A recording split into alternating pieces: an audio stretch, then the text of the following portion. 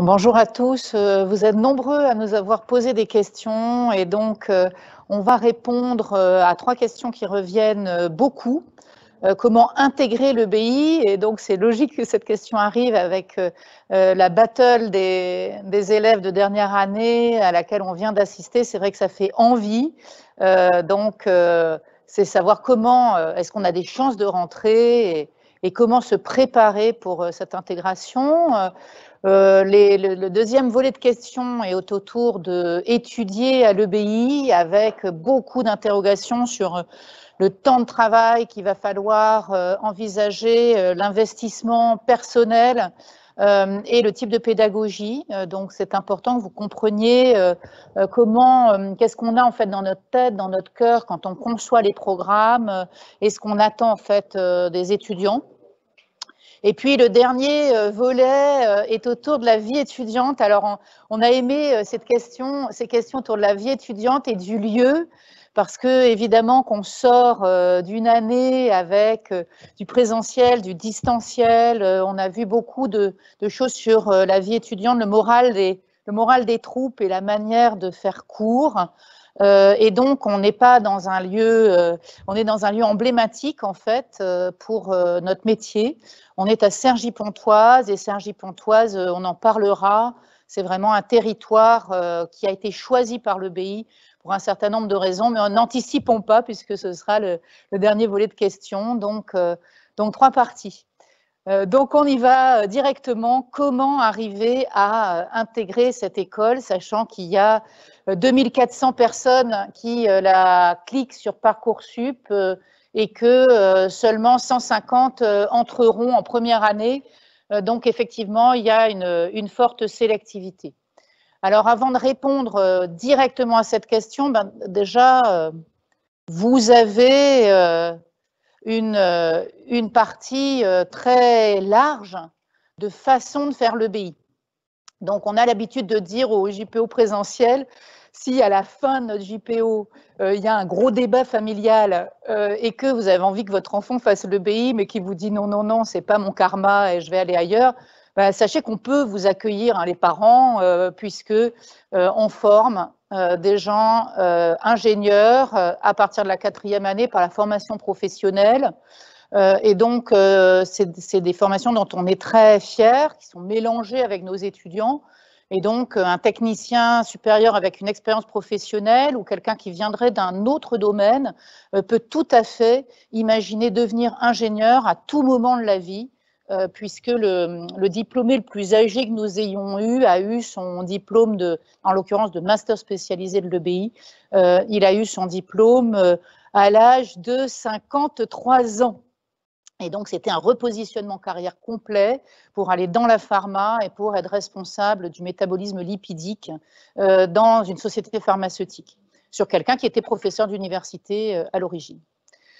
Donc, plusieurs façons d'intégrer, évidemment la formation professionnelle à partir de la 4e année avec un programme de 18 mois, mais il y a aussi des programmes très courts de master spécialisé, et donc nous en avons actuellement 2.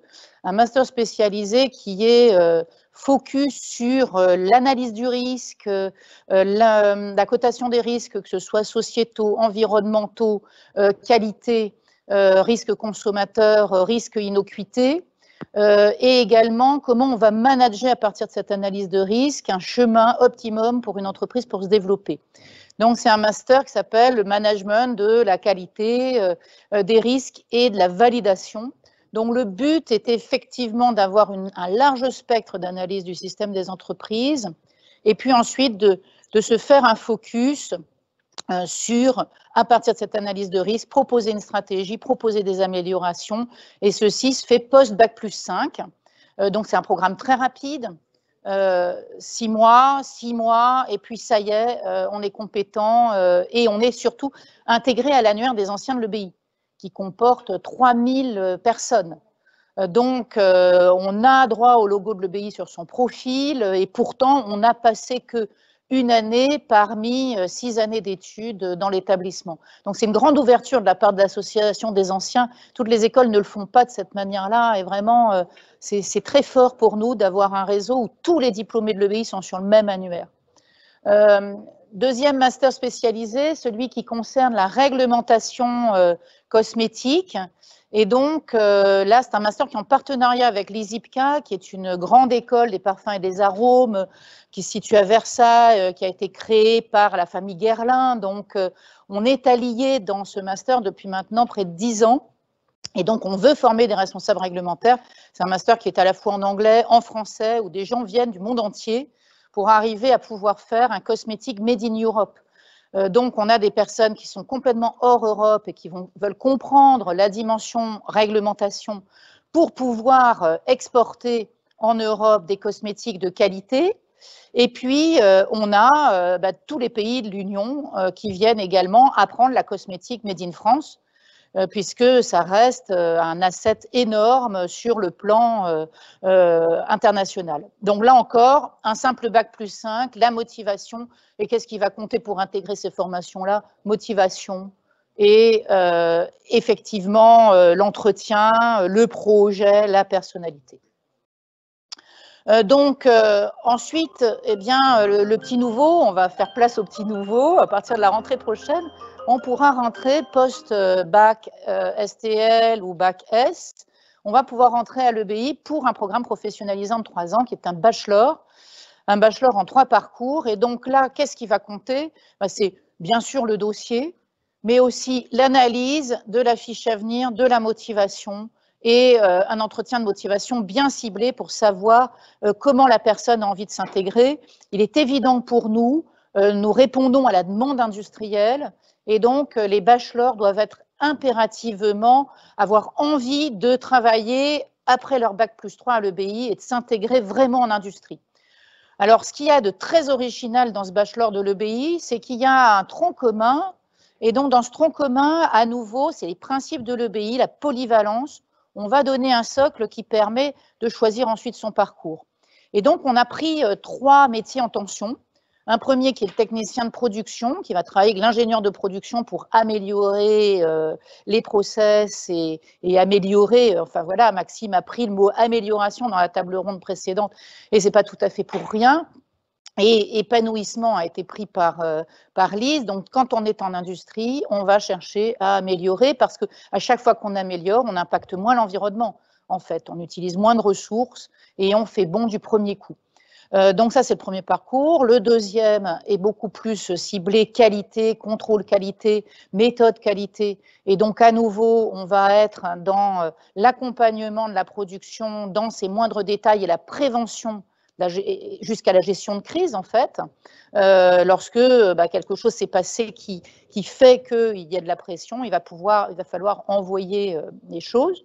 Et puis, le dernier parcours, c'est technicien de recherche, puisque vous l'avez vu, il y a des vaccins à produire pour toute une planète, et donc ce vaccin Covid, il ne va pas y avoir un one-shot, hein. Là, il y a un premier Covid, mais on voit déjà les variants, et donc il va falloir non seulement produire des vaccins grippe qui étaient choisis par une petite partie de la planète, hein, qui était sensible. Là, on va avoir pendant probablement plusieurs années et peut-être dizaines d'années, on va avoir notre Covid à faire tous les 6 mois ou tous les 8 mois, avec à chaque fois un cocktail de variants, et donc évidemment qu'il va falloir produire en sécurité, rassurer les gens et que ce soit équitable pour toute la planète. C'est évidemment un enjeu très fort. Donc technicien de recherche et technicien en recherche et application pour accompagner tous ces métiers en tension, que ce soit la cosmétique, le bien-être, l'alimentaire ou la pharma. L'ensemble du monde entier veut avoir une technique qui soit efficace. Donc voilà ce bachelor. Évidemment, vous allez dire, mais moi je ne sais pas si je suis bachelor, ingénieur, etc. Alors j'ai envie de vous dire, faites-nous confiance. Essayez de réfléchir si vous voulez vous intégrer, voir tout de suite du concret, vous sentir en fait inspiré immédiatement par une grosse partie concrète, une grosse partie d'application en TP, démarrez par là et puis peut-être qu'ensuite vous pourrez, au cours de votre carrière, revenir en ingénieur ou en master spécialisé de l'EBI. Il y a réellement de larges possibilités aujourd'hui sur une carrière qui fait près de 45 ans. On peut évidemment continuer de se former et il y a plein d'EBI pour plein de profils. Et puis enfin, vous vous dites, moi c'était ingénieur, là j'ai vraiment envie que ce soit ingénieur, donc est-ce que je vais avoir mes chances? Donc quelle formation? Bac S ou bac STL. Sur les spécialités du bac S, on les a largement ouvertes. C'est-à-dire qu'évidemment qu'on passe par le concours puissance alpha, dans lequel les mathématiques sont très importantes puisque c'est un pilier. Ces mathématiques, elles sont quand même regardées sur un spectre large, c'est-à-dire qu'on peut avoir fait mathématiques experts, on peut avoir fait les maths en spécialité, ou on peut même avoir fait maths complémentaires, puisqu'on sait que beaucoup d'élèves en première ont eu, enfin le niveau qui était demandé en première était absolument très challengeant. Il y a des étudiants qui se sont un peu découragés et qui ont préféré se remettre dans les maths complémentaires pour reprendre confiance en eux. Nous, on va avoir 5 ans pour les former. Donc, si vous avez fait maths complémentaires, vous avez votre place à l'EBI. Et donc, c'est un élément fort du concours puissance alpha que je préside d'ailleurs. Et donc, j'ai présidé à ces décisions avec mes 14 autres collègues d'école d'ingénieurs. Concours puissance alpha, c'est 12 000 candidats et l'EBI, c'est à peu près 20%, 22% de ce domaine. Donc, déjà, on voit un socle de maths. Si vraiment vous êtes totalement allergique aux maths et que vous n'avez jamais aimé ça, même en primaire, même au collège, et qu'en gros ça s'est fracturé en 4e et que vous ne voulez plus en entendre parler, ce ne sera pas une formation d'ingénieur, ce ne sera pas non plus une formation de bachelor. Il faut quand même un petit bout de compilation. Ensuite, quelle spécialité ? Physique, chimie ou SVT, dans le fond, nous avons laissé la porte ouverte. C'est-à-dire que ça ne nous gêne en aucune manière d'avoir quelqu'un qui a fait maths expert et de la géopolitique en première et de la physique-chimie et qui n'a pas fait de bio, particulièrement hors du tronc commun, mais qui a l'envie d'aller dans nos secteurs, on va reprendre de zéro. Et donc, on va reprendre de zéro, c'est-à-dire qu'on va reprendre de la cellule, on va reprendre de la biochimie, on va reprendre de la manière de comprendre comment cet ensemble bio fonctionne. Donc, aucun souci. Et de la même manière, si vous avez fait de la bio et que en physique, ça coince un petit peu, on va reprendre aussi toutes ces bases-là. Donc, quand on pense à notre promo de l'année prochaine, qui est la promo du premier bac réformé, et qui a vécu aussi le confinement et l'enseignement distanciel, en fait, on n'a que des inputs positifs. Donc ça, je voudrais que vous l'entendiez. Pourquoi des inputs positifs? Le premier, c'est que tous les élèves qui sont arrivés chez nous en promotion P31 l'année dernière ont une compétence absolument exceptionnelle et différentielle, c'est qu'ils sont plus concentrés que n'étaient nos premières années depuis 10 ans. On a retrouvé le niveau de concentration des élèves d'il y a 12 ans. On a retrouvé un niveau de concentration qui est le niveau d'un élève en première année ingénieur arrivé en admission parallèle. Pourquoi ? Parce qu'il a fallu qu'ils survivent au distanciel, qu'ils s'organisent, qu'ils retrouvent leur motivation. Parfois, ils n'avaient les devoirs qu'une fois par semaine. Il fallait organiser un emploi du temps dans une situation extrêmement contraignante et extrêmement difficile, avec toutes les tentations au milieu, les jeux vidéo, les posts, les réseaux sociaux, la distraction, le petit créneau d'1 heure pour aller faire sa marche à pied. C'était terrible. Et donc, ils ont un plus. Et on le voit dans toutes nos enquêtes, nos élèves de première année ne sont pas décrochés. On a eu 2 démissions au semestre dernier. L'année dernière, on en avait habituellement 3 ou 4 par semestre. 2 démissions, c'est rien du tout sur une promotion de 140. Réalisez ce que c'est très peu. Ils sont accrochés. Évidemment qu'on attend les résultats de leurs finaux pour voir qu'est-ce que va donner cette moyenne et cette validation. Mais en tout cas, au plan de leur morale, de leur organisation, de leur lucidité, de leur avenir, ils sont absolument similaires aux 2e année, 3e année, 4e année. Donc, ça, on est très positif là-dessus. Il y a une compétence, vous l'avez, vous pouvez déjà la mettre sur votre CV. La deuxième chose, qui nous ravit, c'est qu'on va voir arriver des élèves qui sortent d'un programme qu'ils ont choisi et donc qui les a passionnés. On va avoir une promotion certes hétérogène, mais une promotion qui est composée d'experts de leur domaine. Celui qui aura choisi maths expert, il aime ça, il ne l'a pas fait par contrainte pour des formations sélectives, il aime profondément ça. Celui qui a choisi physique-chimie, il aime ça. Et donc, on va attendre et on va travailler avec tout le corps professoral pour que ces passions s'échangent avec, évidemment, la gestion par projet et des choses de ce type. Donc, vous allez dire, oui, mais d'accord, mais il y a des notes, donc vous avez bien regardé quelque chose. Oui, on va regarder quelque chose. Alors, on va faire peur directement. L'année dernière, la moyenne au bac de la promotion P31, c'était 15,7. Oh, alors là, c'est presque une mention très bien de moyenne. Bon, d'accord, ok, la moyenne c'est 15,7. Mais en même temps, on a des élèves qui ont eu le bac à 10,00. Et comment est-ce qu'ils ont fait pour rentrer à l'EBI et d'ailleurs y rester? Il y avait la passion, il y avait la fiche à venir, il y avait des éléments qui les ont remontés dans notre analyse de dossier.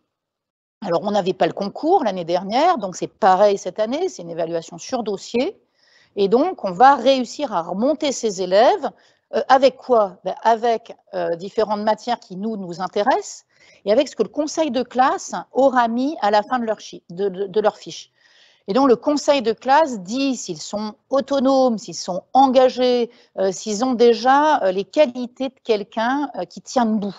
Et donc, tout ça, ça va compter beaucoup à l'EBI, et puis également la note de bio qui va être regardée lorsqu'elle existe et qui va être pondérée lorsqu'elle n'existe pas. Donc, on va réussir à bien faire. Et d'ailleurs, l'an passé, avec cette évaluation sur dossier, les candidats, en fait, on a eu 73% de notre promotion qui était confirmée en 48 heures après l'admission, après la publication sur Parcoursup du premier appel. 73% de oui définitif, ils avaient balancé tous leurs autres vœux, ce qui veut dire que le matching, programme, avec étudiants qui est tant revendiqué par Puissance Alpha, ça marche, parce que chez mes autres collègues d'école d'ingénieurs, ça a aussi fonctionné. Donc, déjà, ne vous auto-censurez pas, laissez-nous coter votre profil, laissez-nous vous classer. Puissance Alpha, c'est quand même un bon choix, vous allez avoir 60 programmes sur un seul vœu de Parcoursup, donc ce serait dommage de ne pas le cliquer, ce serait dommage de passer à côté de ça. Et donc, pour tous les autres élèves qui vont arriver en dehors de Parcoursup, ils arrivent en admission parallèle. Et là, qu'est-ce qui va être déterminant? Moitié le dossier, moitié l'entretien. Alors, quand on dit moitié le dossier, moitié l'entretien, les dossiers, ils se ressemblent honnêtement. Les dossiers se ressemblent. Alors, on ne parle pas des gens qui sont en licence deuxième année à 10,00. Ceux-là, ce n'est pas la peine, voilà. Là, on peut le dire. Une licence de bio à 10,00 ou même 11, la probabilité de rentrer à l'EBI, honnêtement, ça va être très, très, très, très difficile. Mais si vous êtes arrivé grosso modo sur un 11,5, un 12 ou bien au-delà, les dossiers vont se ressembler. C'est très, très, très rassemblé entre 12 et 14. Et donc, qu'est-ce qui va être déterminant? Votre entretien. Et là, l'entretien, comment ça se passe? Vous êtes avec un professeur permanent de l'EBI. C'est pas un psychologue, c'est pas un jury industriel, c'est quelqu'un qui a l'habitude de former les jeunes et il va vous demander pourquoi vous êtes là, donc qu'est-ce que vous allez faire pour préparer, travailler la brochure. Et comment on travaille une brochure? Regardez tout ce qui vous plaît et ce qui ne vous plaît pas. Il faut que vous soyez quand même capable, si le prof vous dit, mais alors dans les métiers qu'on présente, lesquels vous font horreur, hein, et que vous répondez non, non, moi tout me plaît, non, mais on ne va pas vous croire, hein, vous allez perdre des points. C'est impossible que toute la brochure vous plaise et soit impossible pour vous. Donc vous avez déjà des appétences, mais vous avez déjà des répulsions, il faudra pouvoir en parler. Donc travaillez la brochure, allez voir sur LinkedIn les anciens de l'EBI, essayez de vous accrocher des profils qui vous font rêver, et puis préparez-vous aussi, surtout si vous êtes bon, j'allais dire, préparez-vous à une question scientifique qui déboule d'on ne sait où, ou même le prof qui vous dit, traitez-moi un sujet scientifique de votre choix. Et là, c'est à vous de jouer. Et donc, ce sujet scientifique, vous pouvez piocher dans vos cours ou vous pouvez aussi changer les règles du jeu. Rien ne vous interdit de dire, je vais vous parler d'un sujet scientifique, mais avant, je vais vous parler d'un sujet de société. Parce que moi, le climat, ça me passionne et je vais venir à l'EBI pour l'environnement. Et je vais vous dire, en fait, pourquoi. Et vous allez donc sortir votre sujet. Donc, préparez des choses que vous avez à dire. Préparez aussi tout ce qui vous distingue du voisin, votre vie associative, tout ce que vous avez fait que les autres n'ont pas fait. Vous l'avez vu si vous avez écouté la table ronde précédente, toutes les passions de nos élèves sont nos passions, on se met à leur service. Maxime ne l'a pas dit dans la table ronde précédente, mais il avait la passion de la musique quand il est rentré à l'EBI, et pour lui, et pour ses envies, on a créé la salle de musique de l'EBI dont il a parlé. On ne lui a pas donné son nom à lui, mais en tout cas, c'est lui qui n'a eu de cesse de dire j'ai envie de pratiquer la musique, et donc on a décidé de faire une salle très qualitative avec du matériel professionnel qui permet effectivement à nos élèves d'aller jusqu'à l'excellence et l'enregistrement s'il le faut. Donc voilà comment se préparer, grosso modo, venez comme vous êtes, mais en ayant travaillé. Venez comme vous êtes, avec vos passions, avec le pourquoi du comment, avec l'envie de vous distinguer, et peut-être que vous aurez des questions comme si j'ai 200 candidats, pourquoi vous? Et donc, qu'est-ce que vous allez faire d'inoubliable pour l'école? Et donc, pourquoi vous? Si vous pouvez répondre à cette question-là, évidemment que ça va fonctionner. Voilà, c'était l'intégration à l'EBI. J'espère que ça vous donne envie, que ça ne vous fait pas peur. Et surtout bosser, bosser pour les terminales. N'écoutez pas ce qu'on vous raconte, que entre la Covid et le nouveau bac, vous êtes foutus. Non, pas du tout. Vous êtes au contraire dans votre karma, complètement passionné, complètement unique, complètement intéressant pour nous et complètement mature. Et donc ça s'adresse aussi aux parents. Vos enfants sont plus matures et donc ont retrouvé le niveau de maturité d'il y a 12 ans. Donc, c'est absolument extraordinaire et vous pouvez leur faire confiance.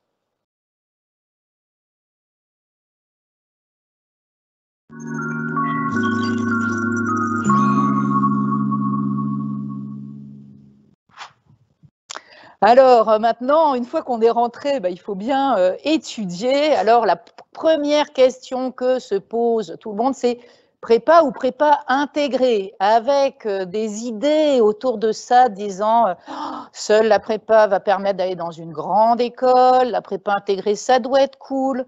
Donc, mais en même temps, confusément, on sent bien, et d'ailleurs nos jeunes l'ont dit, on sent bien qu'il va falloir travailler, puisqu'ils ont dit protocole, beaucoup de rigueur, on a beaucoup de choses à apprendre. Et donc, on va vous montrer tout simplement les statistiques que nous avons faites pour pouvoir comparer les temps de travail suivant différentes formations et qu'est-ce que ça donne pour en fait un bac plus 5. Alors, ce n'est pas nous qui avons été chercher les heures. Les heures, nous sommes allés les chercher au niveau des études très sérieuses qui sont faites par la direction de l'enseignement et de la prospective au niveau du ministère. Et donc, pour nous, en fait, pourquoi est-ce qu'on a fait ça? Parce que constamment, on avait des familles qui nous disaient « mais dans le fond, en prépa, ils bossent plus, donc à la fin, ils ont plus travaillé. Et puisque vous dites que le travail est corrélé au succès, eh bien, dans le fond, avec une prépa intégrée, ça va être un peu moins bon. » Donc, du coup, nous avons décidé de faire cette étude comparative, un peu le match prépa versus programme de l'EBI, pour voir en fait combien d'heures on travaillait et surtout comment elles étaient réparties.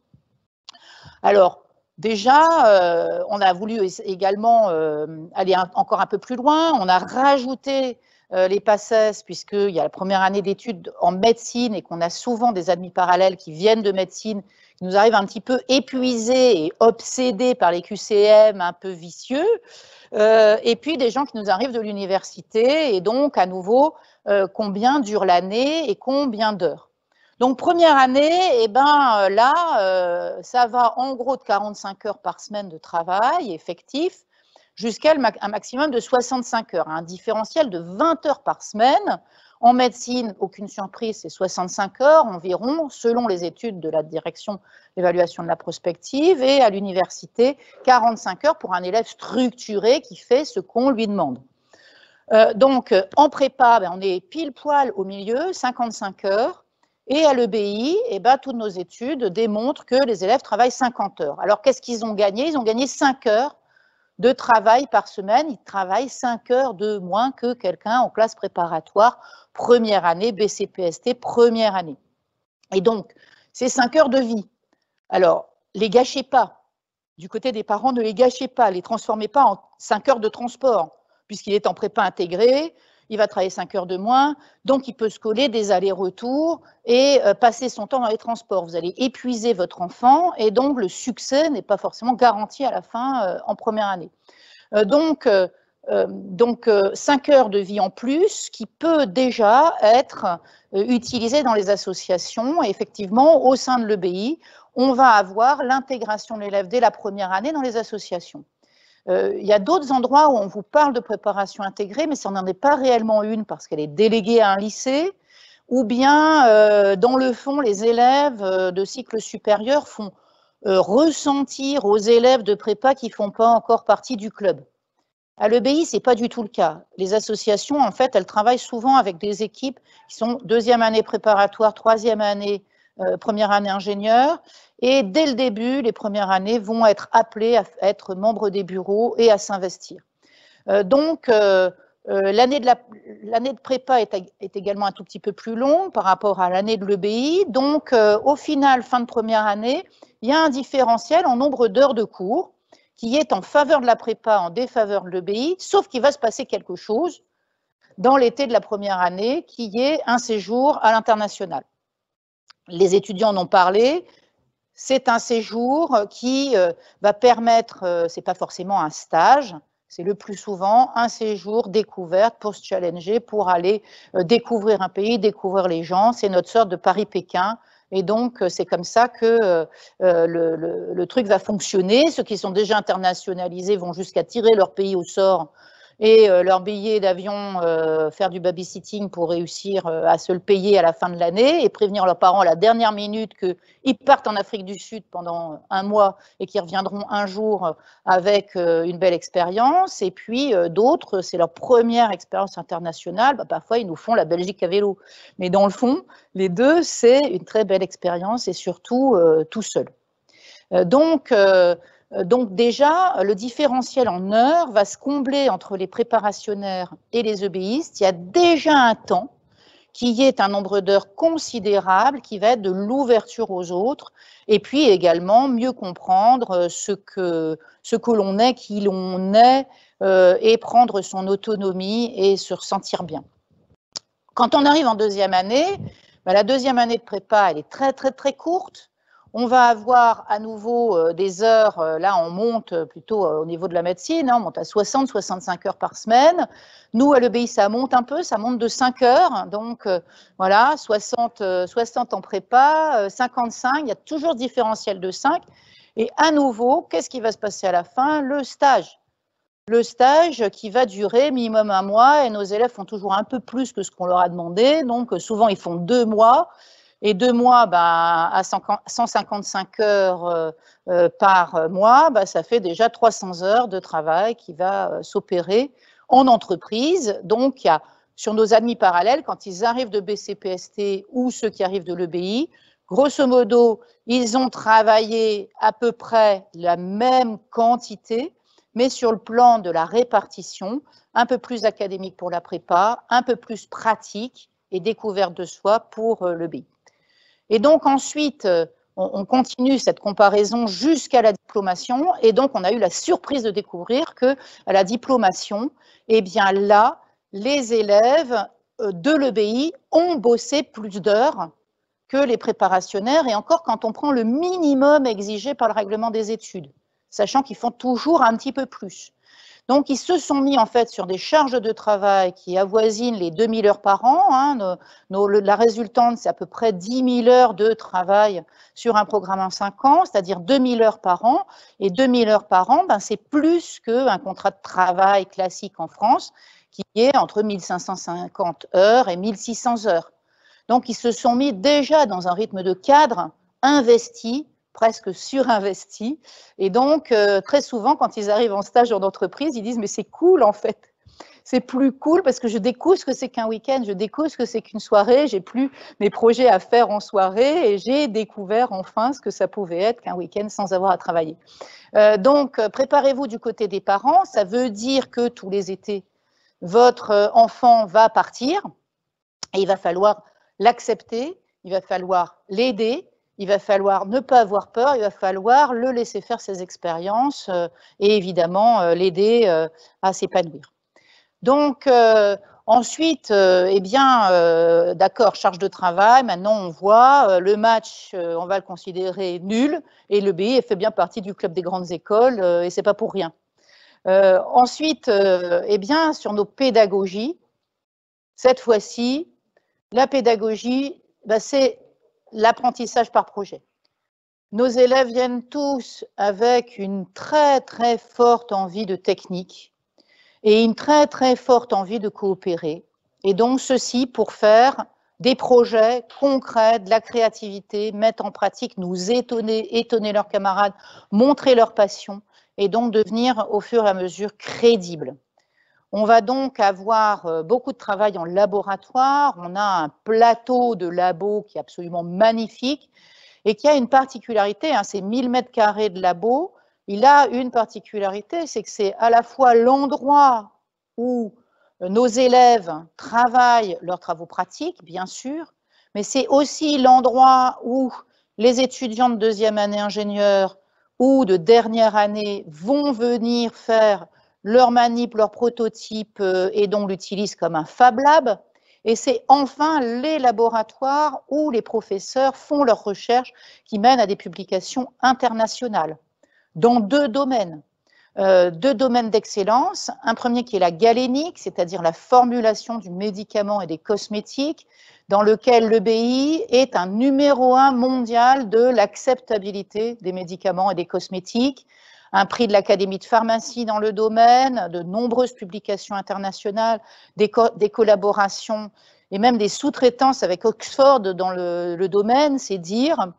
Et puis un deuxième axe, qui est celui des biotechnologies, et on a voulu les cibler dans les matériaux innovants et dans notamment tous les matériaux biocides, puisque on sait qu'un des gros enjeux de la santé à l'horizon 2050, eh bien, c'est le microbe, puisque on considère qu'on mourra plus d'infections en 2050 qu'on ne meurt du cancer.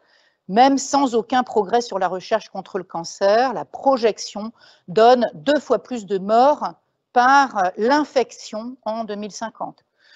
Donc évidemment que tout va être dans la manière de vivre avec ces microbes qui vont être en réalité augmentés et beaucoup plus facétieux, comment vivre avec des résistances antibiotiques ou même les éviter et trouver de nouvelles manières de combattre avec notamment des biocides plus naturels. Donc ces plateaux de recherche, notre jeune, dès la première année, côtoie des chercheurs, et donc ça va encore plus loin, puisque à l'EBI, on a l'habitude d'incuber des départements de société dans nos laboratoires. On a ainsi incubé la société Rocket, qui a voulu développer sa gamme de cosmétiques Beauty par Rocket.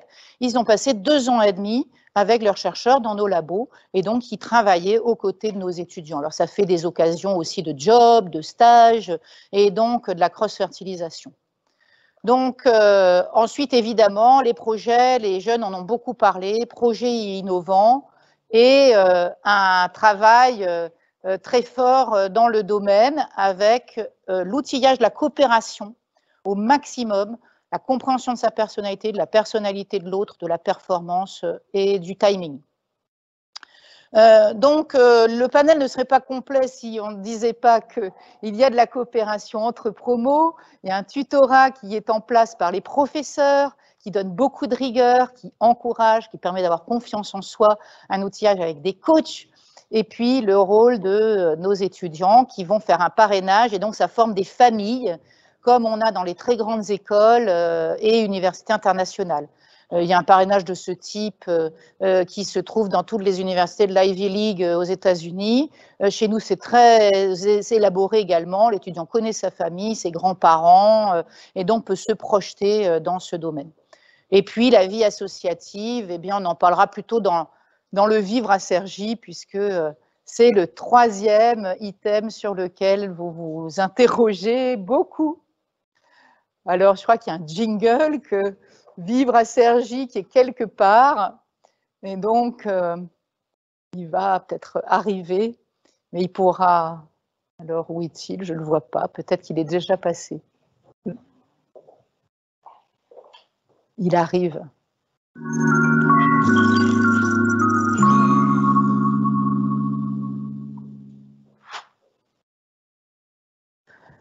Alors, vivre à Cergy, ben d'abord, pourquoi Cergy? Pourquoi le BIST se situe à Cergy?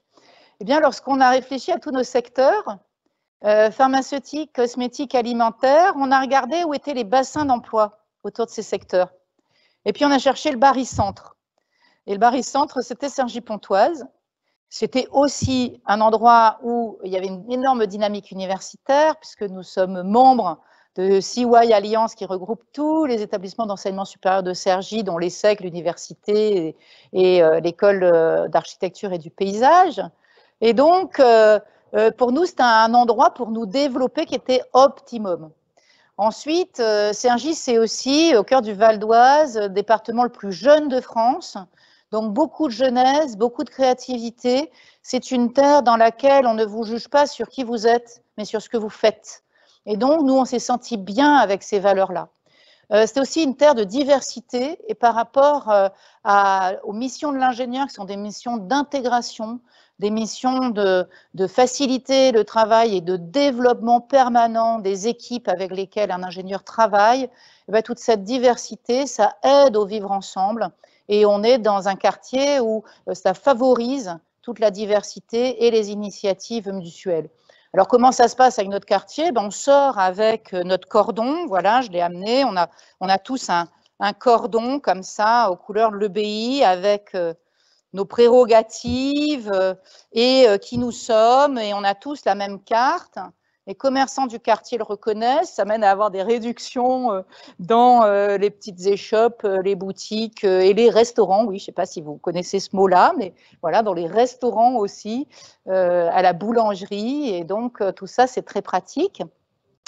Mais aussi dans les associations de Cergy qui sont très très nombreuses. C'est une ville sportive, les étangs de Cergy sont célèbres, c'est un niveau international sur la base de kayak, donc beaucoup d'associations diverses, et puis bientôt une salle de spectacle à portée de l'EBI qui va être en principe inaugurée à la fin 2021. On peut préjuger qu'il y aura quand même probablement 6-8 mois de retard.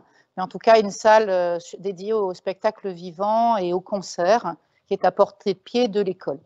Donc, ce choix d'être à Cergy, c'est d'être au cœur de nos bassins industriels, dans une ville qui est dynamique, dans une ville qui est porteuse pour l'enseignement supérieur, une ville qui a un niveau de densité en étudiants qui est l'équivalent de la ville de Rennes, 27 000 étudiants sur un territoire de 210 000 personnes, donc c'est énorme.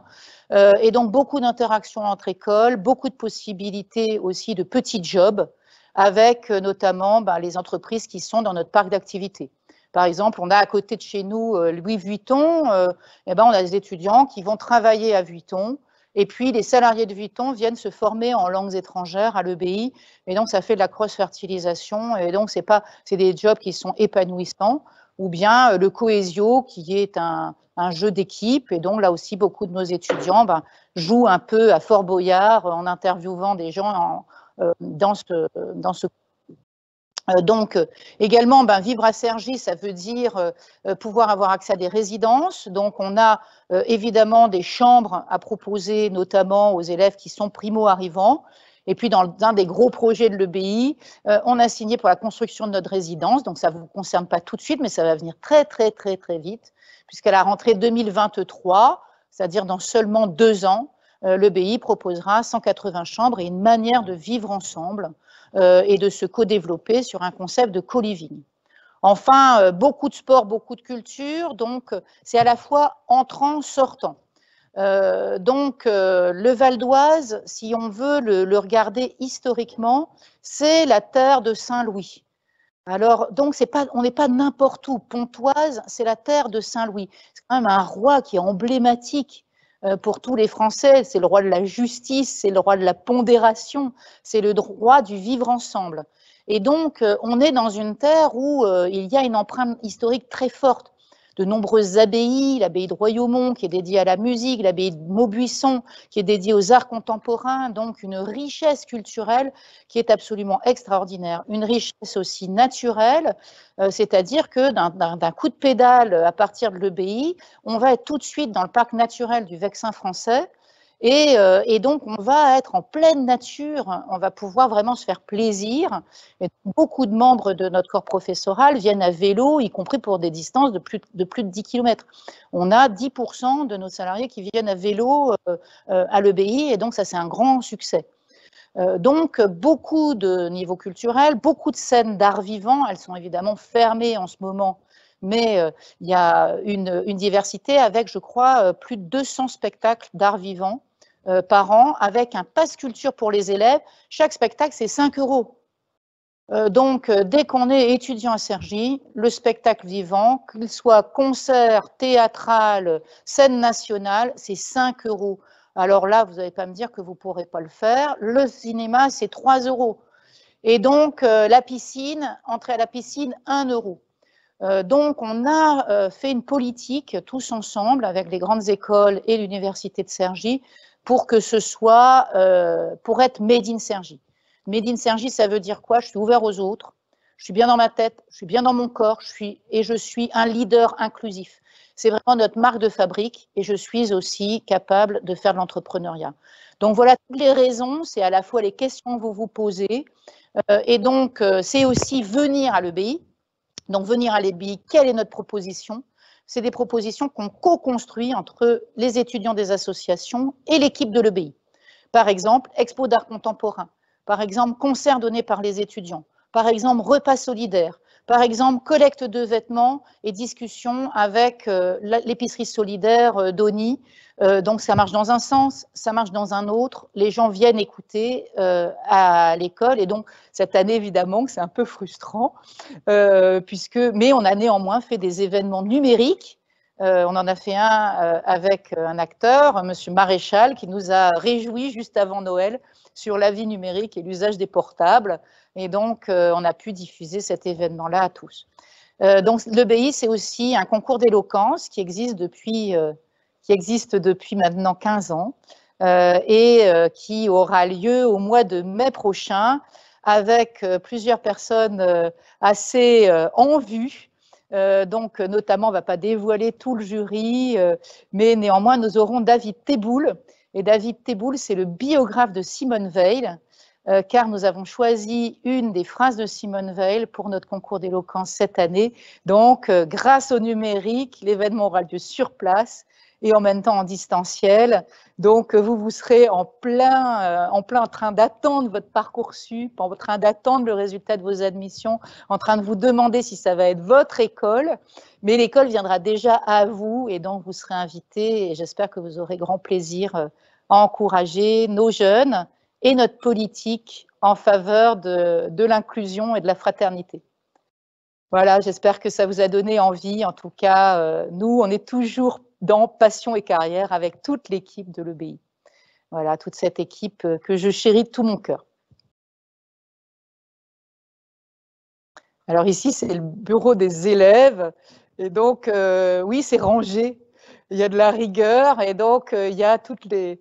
il y a toutes les marionnettes de toutes les promos et les gestes barrières quand même, à peu près, on y arrive. Alors, autour de ces gestes barrières, anecdote, hein, on avait le gel hydroalcoolique depuis 2016 partout dans le site. Donc, pour nous, ce gel hydroalcoolique, c'était déjà naturel, puisqu'on étudie quoi? La biologie. Il est hors de question d'arriver en TP de microbio avec les mains sales et hors de question d'aller manger avec des mains sales. Donc pas de contamination dans le site, zéro contamination dans notre site et on a pu faire beaucoup de présentiel depuis le début de l'année. Voilà, à très bientôt.